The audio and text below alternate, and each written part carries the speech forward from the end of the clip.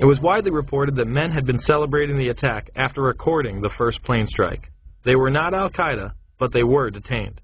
I grabbed my binoculars and I could see the towers from my window. And this is where I'm looking.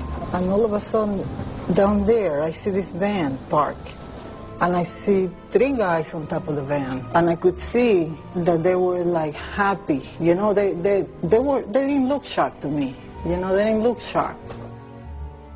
There was a group of Israelis, some of whom later were revealed as Mossad assets, who were arrested after cheering and high-fiving and videotaping the crash of the airplanes into the World Trade Towers.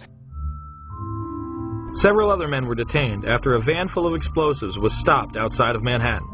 Earlier we had heard that an FBI spokesperson said that there was a report on the George Washington Bridge, which is another facility which you folks are responsible for policing, a report that there had been a van stopped there that had explosives. Asked this week about another sprawling investigation and the detention of 60 Israelis since September 11th, the Bush administration treated the questions like hot potatoes. I would just refer you to the Department of Justice with it. I'm not familiar with the report. I'm aware that some Israeli citizens have been detained. With respect to why they are being detained and the other aspects of your question, whether it's because they are in intelligence services or what they were doing, I will defer to the Department of Justice and the FBI to answer that. On March 6, 2002, a draft report from the DEA said it may well be an organized intelligence gathering activity.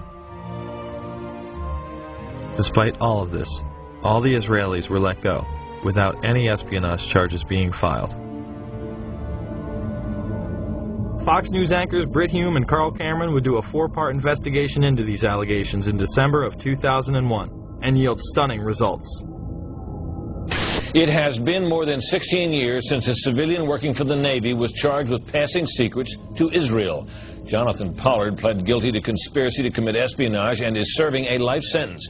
At first, Israeli leaders claimed Pollard was part of a rogue operation, but later took responsibility for his work.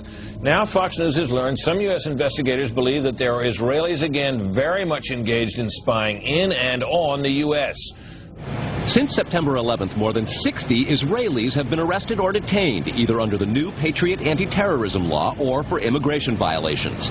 A handful of active Israeli military were among those detained, according to investigators, who say some of the detainees also failed polygraph questions when asked about alleged surveillance activities against and in the United States. Investigators suspect that the Israelis may have gathered intelligence about the attacks in advance and not shared it.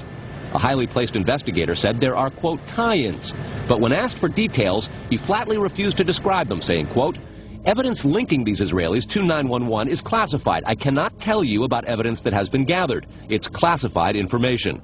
Now, when the FBI investigated, it quickly unraveled to be the largest foreign spy ring ever uncovered inside the United States, the largest. Even the Soviet Union had not been spying on the United States as much as Israel has been doing. So the FBI started to round up these spies. They started to arrest them very quietly, and they were about halfway through this process of rounding up this spy ring when 9/11 happened.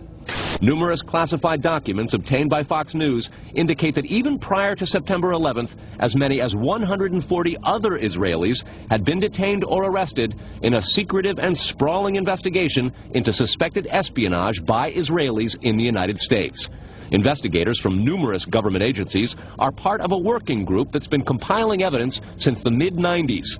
These documents detail hundreds of incidents in cities and towns across the country that investigators say, quote, may well be an organized intelligence gathering activity.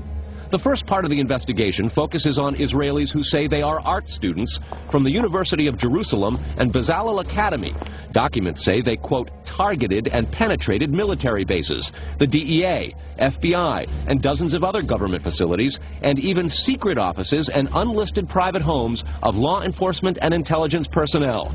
The majority of those questioned, quote, stated they served in military intelligence, electronic surveillance intercept, and or explosive ordnance units. Why would Israelis spy in and on the U.S.? A General Accounting Office investigation referred to Israel as Country A and said, quote, according to a U.S. intelligence agency, the government of Country A conducts the most aggressive espionage operation against the U.S. of any U.S. ally. The document concludes, quote, Israel possesses the resources and technical capability to achieve its collection objectives. What about this question of advanced knowledge of what was going to happen on 9/11? How clear are investigators that some Israeli agents may have known something? Well, it's very explosive information, obviously, and there's a great deal of evidence that they say they have collected. None of it necessarily conclusive. It's more when they put it all together. A bigger question, they say, is how could they not have